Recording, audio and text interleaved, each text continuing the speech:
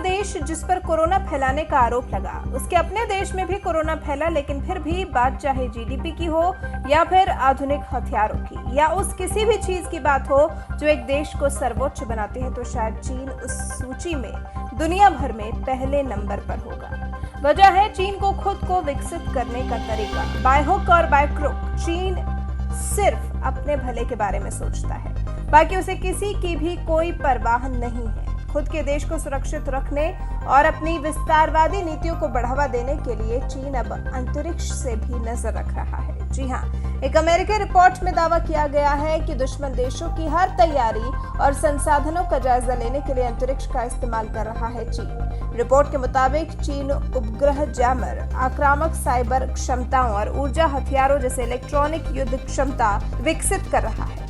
America ने अपनी इस स्टडी पर पूरे 200 पन्नों की रिपोर्ट जारी की है। कहा है कि शांति और संप्रभुता का सम्मान करने के अपने सार्वजनिक रुख को जाहिर करने के बावजूद चीन अंतरिक्ष में भी खुद को मजबूत कर रहा है।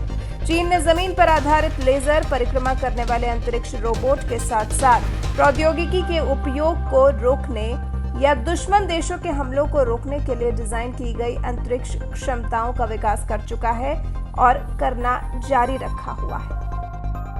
चीन ने अंतरिक्ष निगरानी क्षमताओं का विस्तार किया है, जो अंतरिक्ष से वस्तुओं की निगरानी कर सकते हैं और क्रियाओं को सक्षम कर सकते हैं। और ये शायद खबर बहुत छोटी है, आगे सबसे ज्यादा सैनिकों की संख्या वाले चीन की अब दुश्मन देशों से निपटने की विशेष तैयारी है। चीन अब ऐसे रोबोट्स तैयार कर रहा है जो युद्ध के मैदान में उतरेंगे या फिर मालवाहक का भी काम करेंगे। इन रोबोट से पहले ही अगर भारत की क्षमताओं की चीन के साथ तुलना की जाए तो भारत पिछड़ता हुआ दिखता है। आर्थिक और सैन्य रूप से चीन से कमतर दिखाई पड़ता है। हालांकि इसरो और डीआरडीओ दोनों ही लेजर हथियारों सहित रणनीतिक क्षमताओं को बढ़ाने की दिशा में काम कर रहे हैं, लेकिन चीन के पास दुनिया की सबसे बड़ी नौसेना और उसके बाद मानो पाकिस्तान, श्रीलंका और म्यांमार उसकी आंखें हैं जिनसे वो सब कुछ देख रहा है। चीन पहले से अपने पथ पर कुछ इस तरह से अग्रसर है कि उसे जो करना था वो कर चुका है, अब बस उसी पथ को पकड़कर उसे आगे बढ़ना है। बल्कि भारत जैसे देशों ने तो हमेशा अमन चाहा, कभी किसी से लड़ने झगड़ने की इच्छा ही नहीं रखी, तो तैयारियां कैसी करता।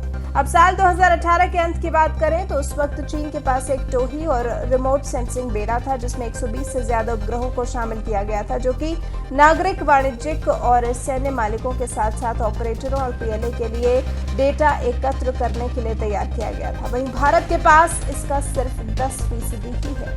पिछले साल के आखिर में कई लॉन्च के साथ कार्टोसैट 3 समेत भारत के पास सक्रिय रूप से परिक्रमा करने वाले 19 उपग्रह थे। और फिर भारत ने जिस अपनी उपग्रह रोधी क्षमता का प्रदर्शन किया था, जो चीन ने 2007 में ही कर लिया था, तो उस मामले में अभी भी भारत चीन से काफी पीछे है। यानी कि दुश्मन बड़ा और अनेक प्रकार के हथियारों से लैस भी है, जबकि भारत उसके सामने बौना सा साबित हो रहा है। लेकिन जज्बा और फिर चीन के साथ साथ बाकी अन्य देशों से भारत की लड़ने की क्षमता को बढ़ाने के लिए जो कोशिशें की जा रही हैं वो सराहनीय है।